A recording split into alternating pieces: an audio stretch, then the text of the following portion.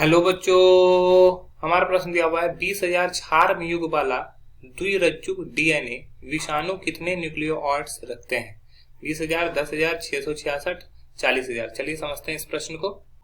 अगर इस प्रश्न की मुख्य अवधारणा की बात की जाए तो मुख्य अवधारणा में हमें किसको समझना होगा? डीएनए को समझना होगा। ठीक है, क्या होगा? हम लोग को यहाँ पे डीएनए के बारे में बात किया गया है, तो डीएनए। ठीक है, डीएनए का फुल फॉर्म क्या हुआ?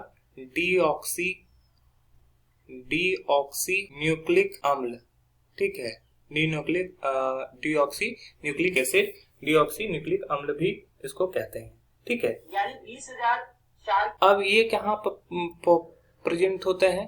तो डीएनए जो प्रेजेंट होते हैं ये न्यूक्लियोटाइड्स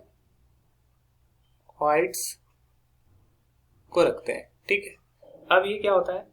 अब यहाँ पर क्या होता है? यहाँ पर जो प्रयुक्त होता है नाइट्रोजन, जो होता है नाइट्रोजन क्षारक होता है। नाइट्रोजन क्या होता है? क्षारक होता है। तो यहाँ पर नाइट्रोजन क्षारक की वजह से क्या होता है कि वहां पे प्रयुक्त होता है वो क्या होता है? चार चीज प्रयुक्त होता है।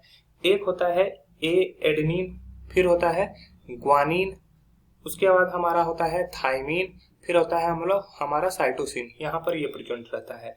और साथ ही साथ यहाँ पे क्या होता है? फॉस्फेट समूह होता है।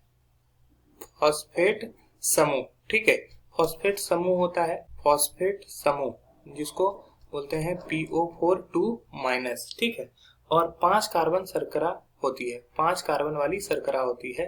5 कार्बन वाली शर्करा होती है। ठीक है, तो ये जब एक दूसरे से होता है तो ये जब एक क्षार से इसका क्रिया कराते हैं तो ये एक न्यूक्लियोटाइड्स मिलता है। एक न्यूक्लियोटाइड्स मिलता है।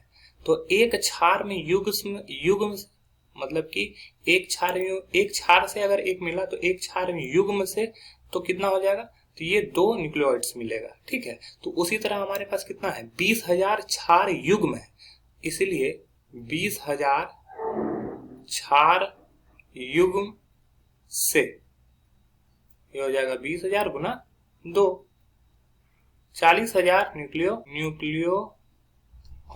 ठीक है, तो हमारा जो सही उत्तर हो जाएगा वो हो जाएगा ऑप्शन डी, अन्य ऑप्शन गलत हो जाएंगे। आशा है यह प्रश्न आपको समझ में आया होगा। धन्यवाद।